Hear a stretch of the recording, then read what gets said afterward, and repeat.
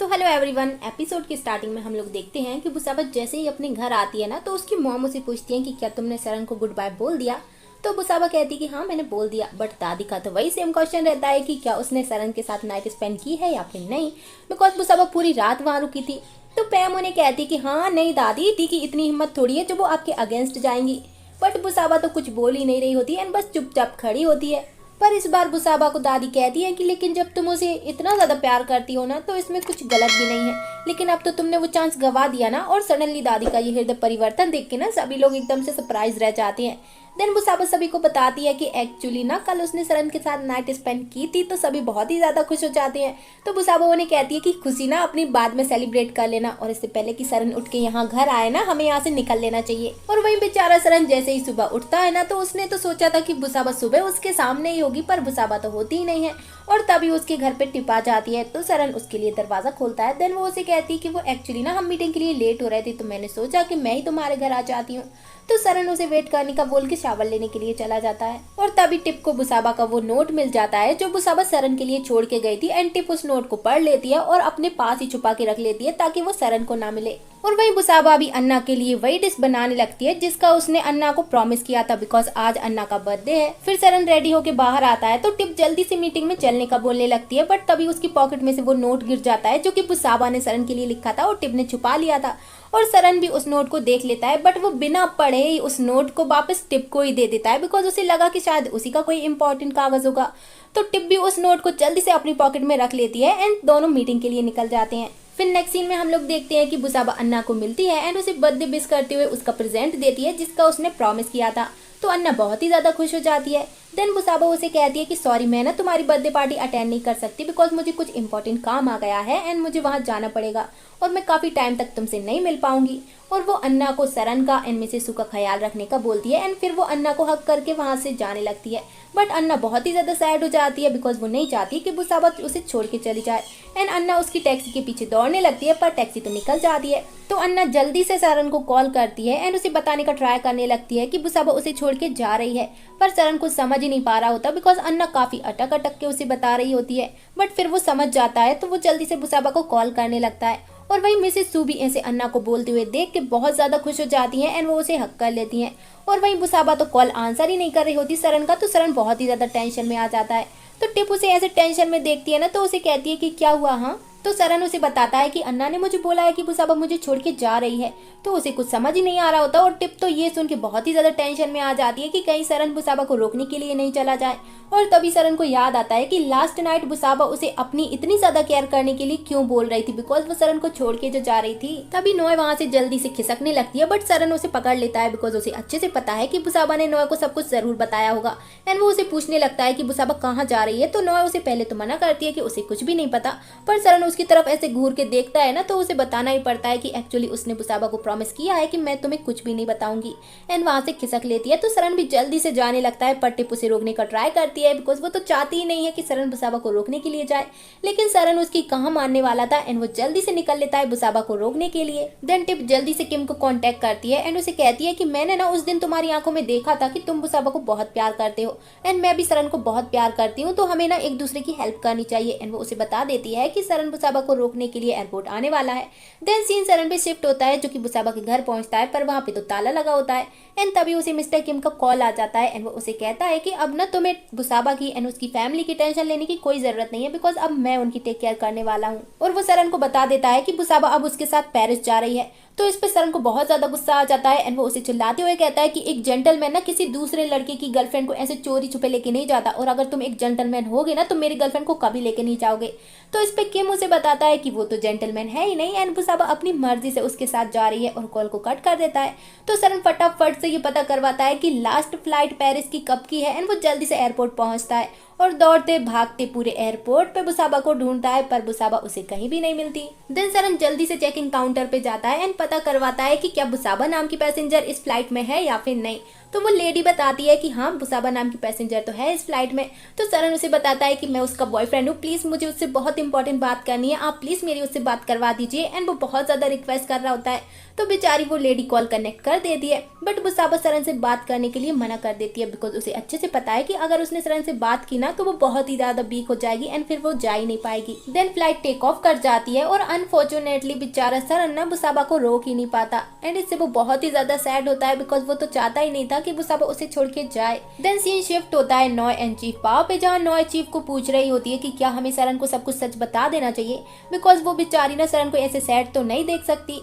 But तभी वहाँ पे आ जाती है टिप एंड वो दोनों को कहती है कि तुम्हें ना सरन को कुछ भी बताने की कोई जरूरत नहीं है एंड बुसाबा ने ना ये सब कुछ अपनी मर्जी से किया है।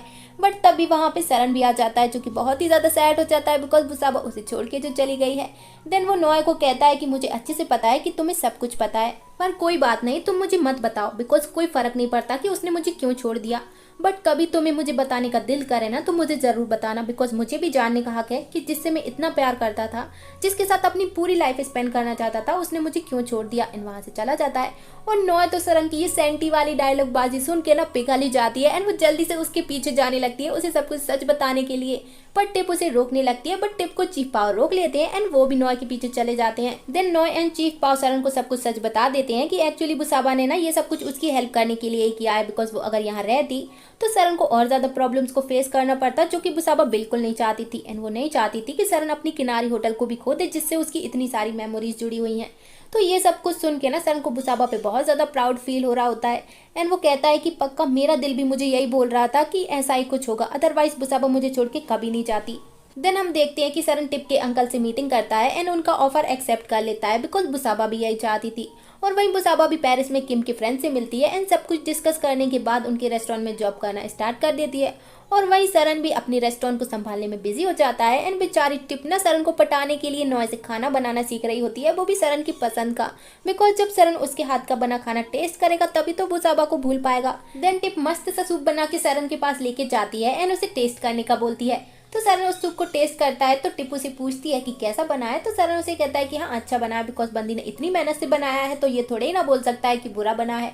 एंड वो सडनली स्माइल करने लगता है, बिकॉज वो बुसाबा के बारे में कुछ सोचने जो लगा था।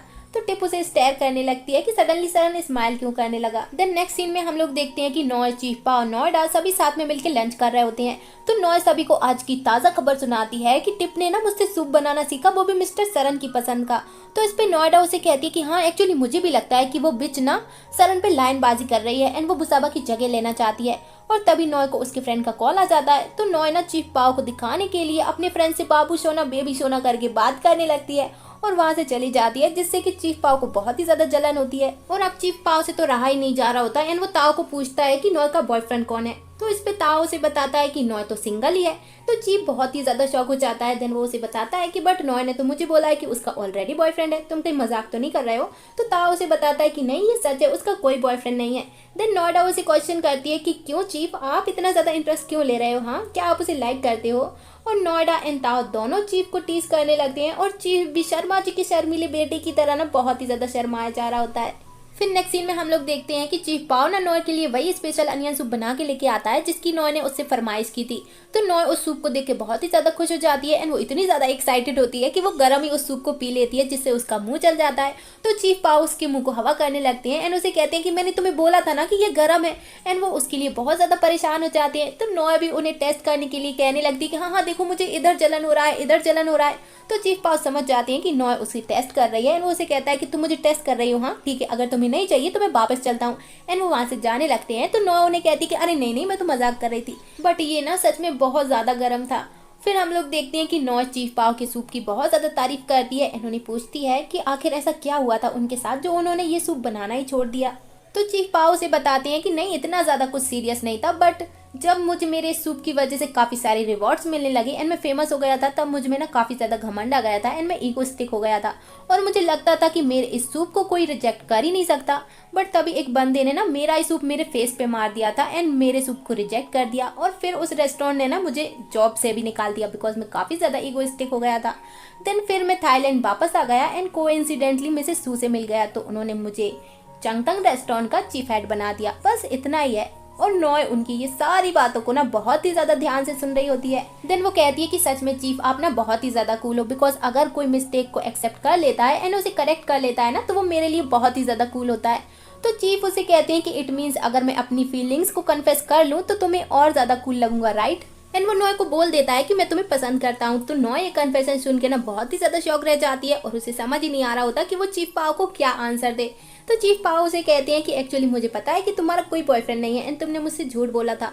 एंड वो सडनली नॉय के सर पे किस कर लेता है तो नॉय और भी ज्यादा सरप्राइज हो जाती है, बट फिर भी वो चीफ पाओ को ओके बोल ही देती है, बिकॉज पसंद तो वो भी चीफ पाओ को करती है। चलो एटलीस्ट इनकी लव स्टोरी तो कंप्लीट हुई। देन स्टोरी में 5 महीने का लीप आ जाता है और इन 5 महीनों में सरन ने वो सब कुछ अचीव कर लिया होता है जो बुसाबा चाहती है।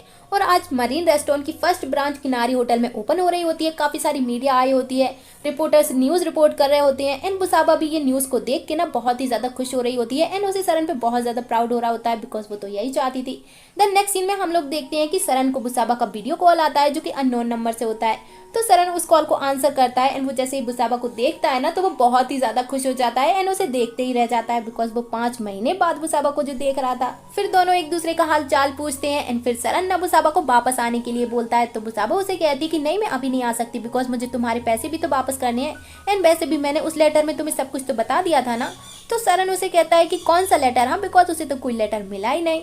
तो बुसाबा उसे कहती है कि जब हम लास्ट टाइम मिले थे तो मैं तुम्हारे लिए एक लेटर छोड़ के आई थी एंड उसमें मैंने तुम्हें सब कुछ बता दिया था कि मुझे तुम्हारे पैसे वापस करने हैं एंड अब मैं मिस्टर किम के साथ पेरिस जा रही हूँ। देन सरन को टिप के बारे में याद आता है कि वो उस दिन उसके घर पे आई थी एंड पक्का उसी ने वो लेटर छुपा लिया था और तभी वो उस दिन इतनी जल्दी जल्दी कर रही थी। बट सरन बुसाबा को इसके बारे में कुछ भी नहीं बताता एंड वो दोनों बस एक दूसरे को स्टेयर किए जा रहे होते हैं। फिर नेक्स्ट सीन में हम लोग देखते हैं कि सरन अपने ऑफिस में आता है एंड वो टिप को पूछता है कि क्या उसे उस दिन उसके घर पे कोई लेटर मिला था। तो टिप उसे मना कर देती है और वो सरन को पूछती है कि आखिर तुम्हें उस गुड बाय लेटर के बारे में कैसे पता चला? हाँ, बिकॉज वो तो उसने छुपा लिया था। तो इस पे सरन उसे क्वेश्चन करता है कि पर मैंने तो तुम्हें बताया ही नहीं था कि वो गुड बाय लेटर था।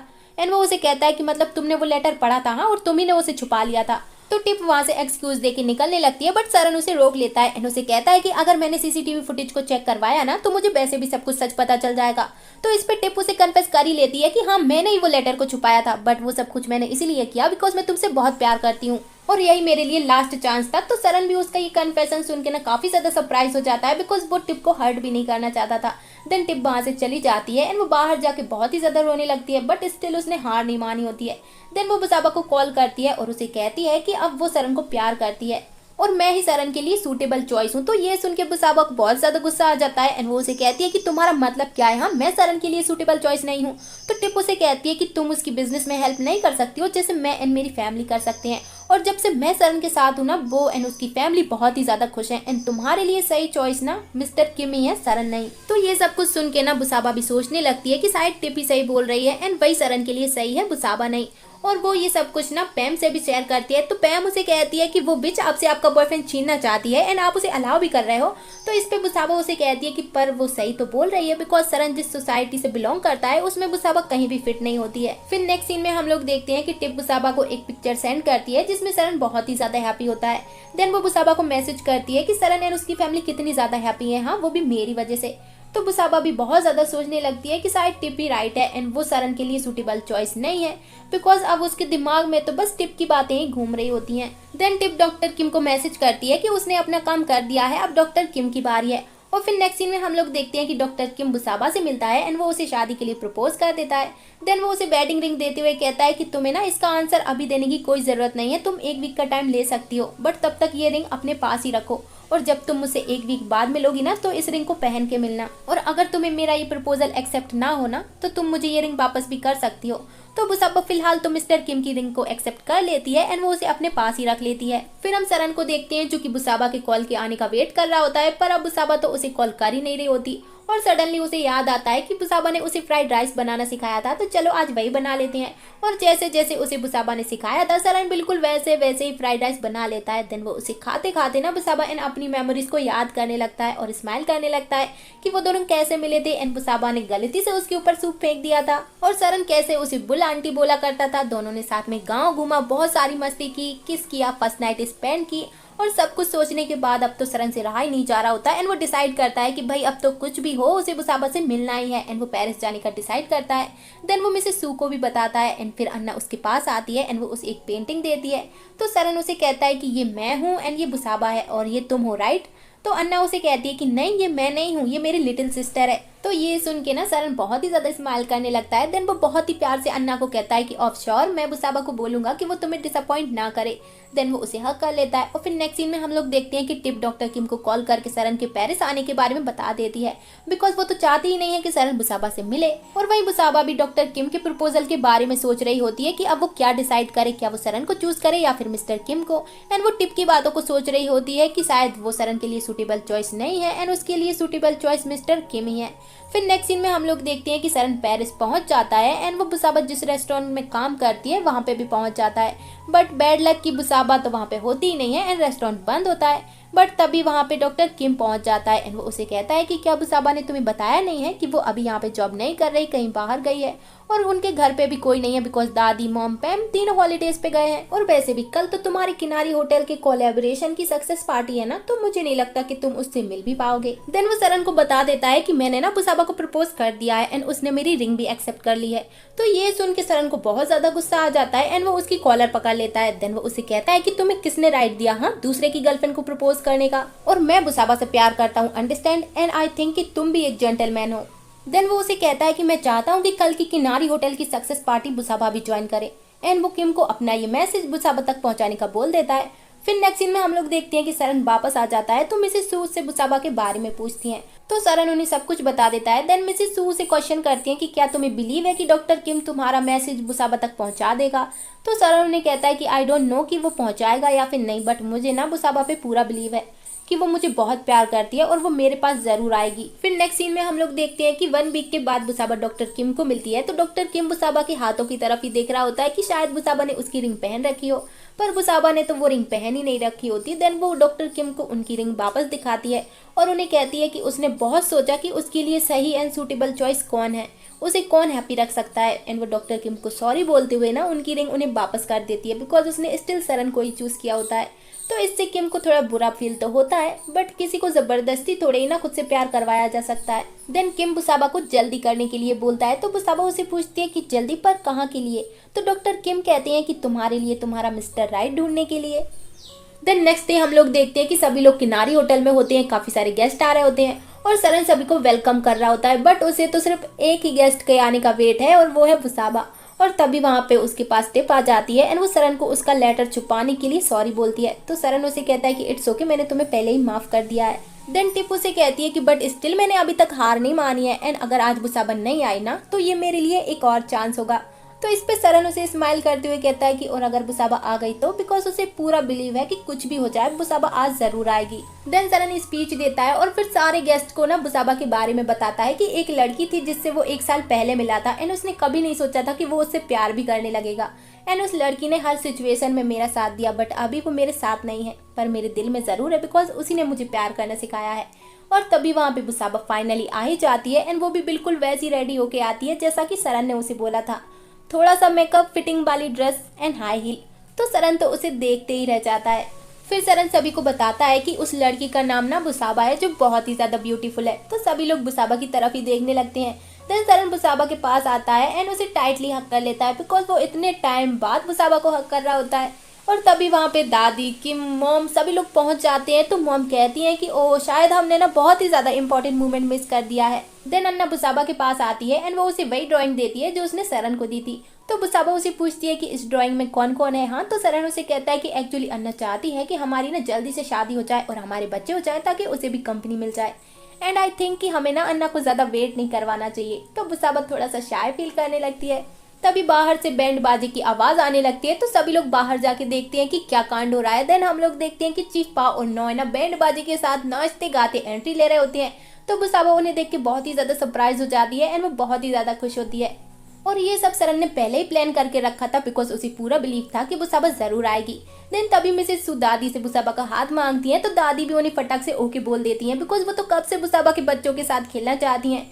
फिर हम देखते हैं कि चीफ पाव सरन को रिंग देता है बुसाबा को प्रपोज करने के लिए एंड उसे ऑल द बेस्ट भी बोलता है। देन सरन बुसाबा को प्रॉपरली घुटने पे बैठ के प्रपोज करता है एंड उसे कहता है कि मिस बुसाबा क्या तुम मुझसे शादी करोगी। तो बुसाबा भी सरन को यस बोल देती है। फिर सरन उसे रिंग पहनाता है, देन वो उसके हैंड को किस करता है और फिर सभी लोग बहुत ज्यादा क्लैप कर रहे होते हैं।